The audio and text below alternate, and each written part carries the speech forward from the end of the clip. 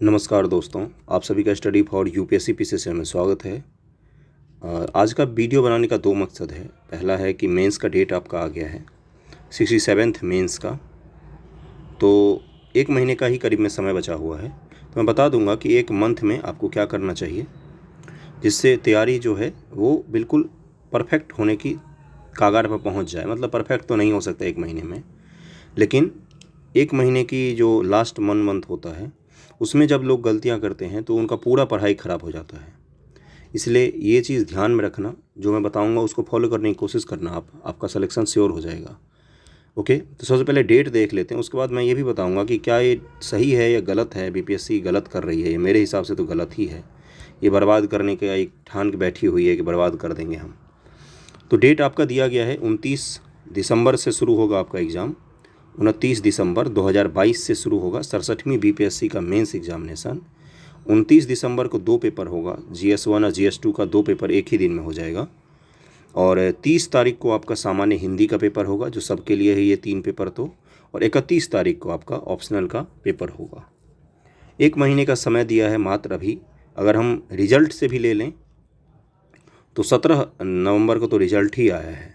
Okay, तो इसके हिसाब से भी बहुत ही कम समय दिया गया है। इतना कम समय कोई भी पीसीएस नहीं देता है।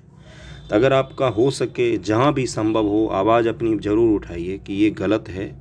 ये आपका प्री का भी नहीं होने देगा। प्री में भी धांधली हुई है जैसा लोग बोल रहे हैं।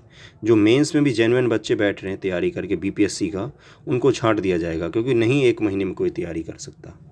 इसमें किसका फ़ायदा होगा? तो जो लोग यूपीएससी का पहले से तैयारी कर रहे हैं बहुत दिनों से, तो उनका बहुत बेनिफिट होने वाला है, क्योंकि उनका जीएस में भी उनको बहुत हेल्प मिलता है प्रिपरेशन के कारण, यूपीएससी के कारण। और ऑप्शनल तो उनका मजबूत रहता ही है, क्योंकि ऑप्शनल तो हर समय ही पढ़ते हैं यूपीएससी वाले, इसलिए उनका बहुत बेनिफिट होगा।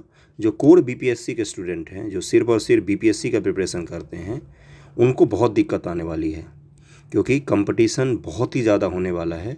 एक पल को अगर हम मान लें कि जो 113 नंबर जिन जिन के आए हैं वो सब अच्छे स्टूडेंट ही हैं, एक पल को मान लेते कोई धांधली नहीं हुई है, तो भी सारे अच्छे स्टूडेंट ही बैठेंगे, इसलिए आपको दिक्कत होगा, कंपटीशन हाई मिल जाएगा। ओके, और अगर मान लो धांधली भी हुई है तो जिन लोगों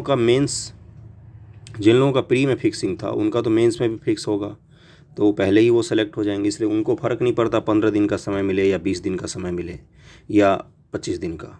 अगर हो सके, जहाँ भी संभव हो, ट्विटर पे हो, बीपीएससी का ऑफिस फ़ोन करके हो, फिजिकली वहाँ पर जाके हो, तो ज़रूर अपनी आवाज़ उठानी चाहिए। मिनिमम 30 जनवरी तक का समय देना चाहिए था मेरे हिसाब से।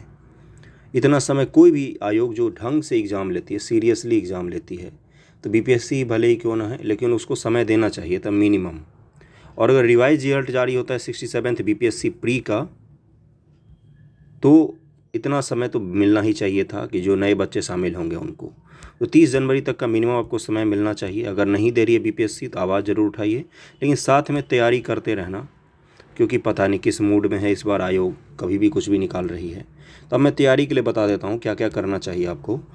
जो एओ का पेपर मैंने देखा था, या सीडीपीओ का भी मेंस का जो पेपर आया था, इन सब के पेपर के हिसाब से मैं कह रहा हूँ, जो करंट पूछे जाते हैं बीपीएससी के मेंस में, उसमें 25 दिन से ज़्यादा मतलब नज़दीक का नहीं होता है। मिनिमम 25 दिन पुराना तो करंट होता ही है किसी भी एग्ज़ाम में जो मेंस में पूछा गया है।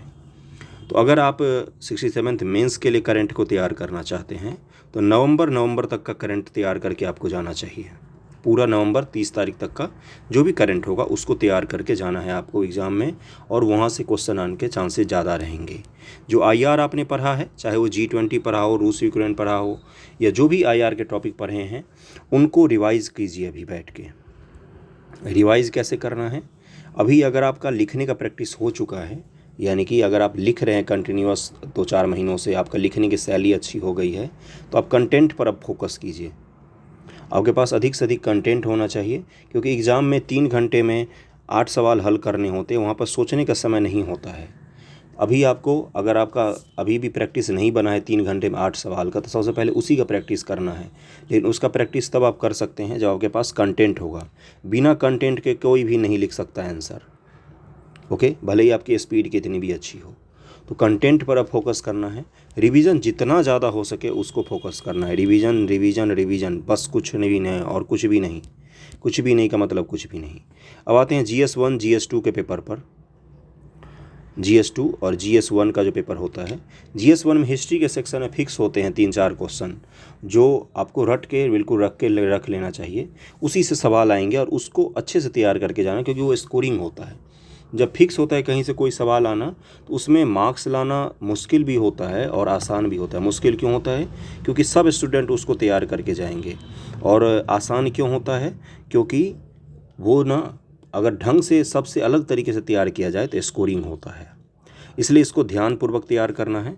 IR का रिवीजन करना है, फैक्ट और मैप सहित रिवीजन करना है, तभी वहाँ पर अच्छे से परफॉर्म कर सकते हैं। DI का अच्छे से प्रैक्टिस करना। बिना DI के पास होने की सोच भी नहीं सकते हैं।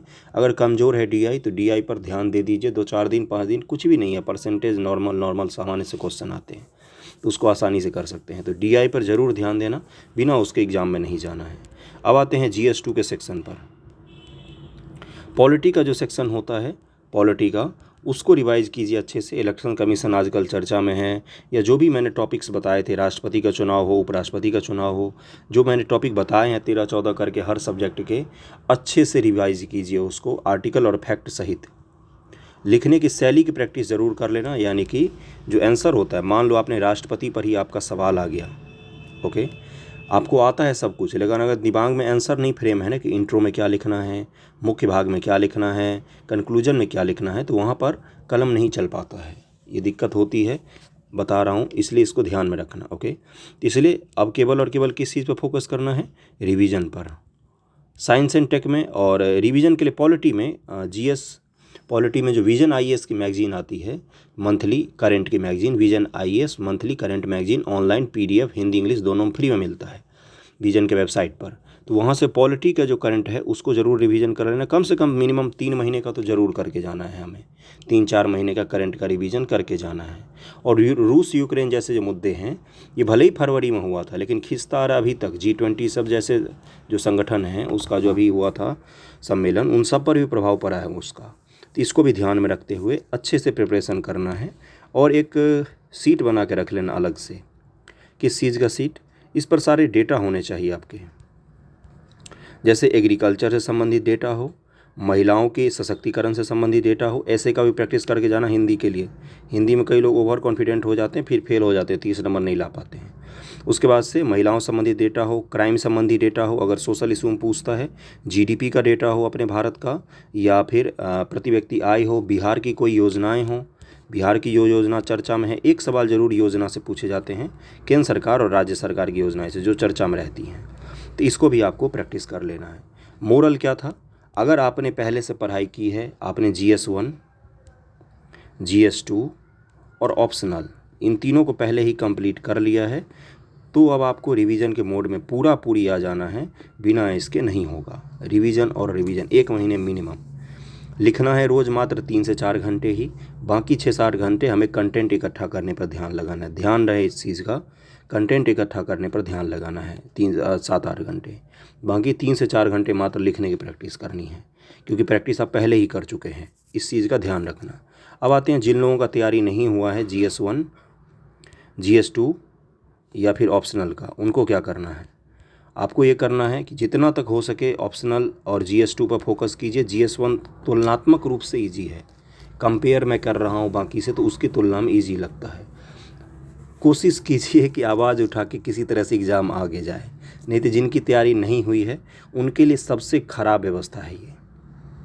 जिनकी तैयारी, आज भी मुझे कुछ लोगों के मैसेज आए हैं कि ऑप्शनल क्या रखें, 1 महीने का समय है, कोई ऑप्शनल बता दीजिए। 1 महीने में कोई ऑप्शनल कैसे कोई तैयार कर सकता है? सबसे छोटा सिलेबस भी ले लें, वो भी तैयार नहीं हो सकता 1 महीने में। मुश्किल है, बहुत मुश्किल है। तो कोशिश करना चाहिए, आपको बोलना चाहिए आयोग को, प्रतिवेदन या जो भी आप दे सकते मिल के या फ़ोन करके या ट्विटर पे टैग करके देना चाहिए आपको। आपके लिए है ये, ज़रूरी है ये, क्योंकि ये अन्याय होता है। 15 दिन, कितने दिनों का, 30 दिन का मात्र समय दिया। अगर मान लो आज के नोटिफिकेशन से ले लें या 17 तारीख से ले भी तो भी तो 40 दिन का समय दिया। 40 दिन की तैयारी पर कौन सा मेंस लिया जाता है भाई? ये कैसा अनर्थ है। तो इसलिए इस चीज़ को लेकर बोलना चाहिए आप लोगों को। उत्तराखंड PCS UKPSC आपको बता चुका हूँ मैं, इसका प्री का रिजल्ट 13 बार जारी हुआ। हर बार कुछ बच्चों को शामिल किया गया।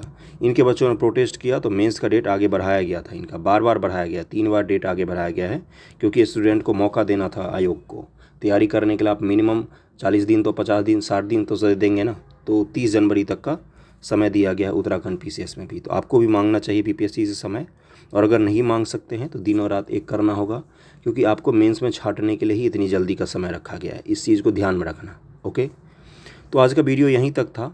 और जो लोग 67th के प्री के लिए प्रोटेस्ट कर रहे हैं, करते रहिए, ज़रूर आएगा फैसला आपके पक्ष में।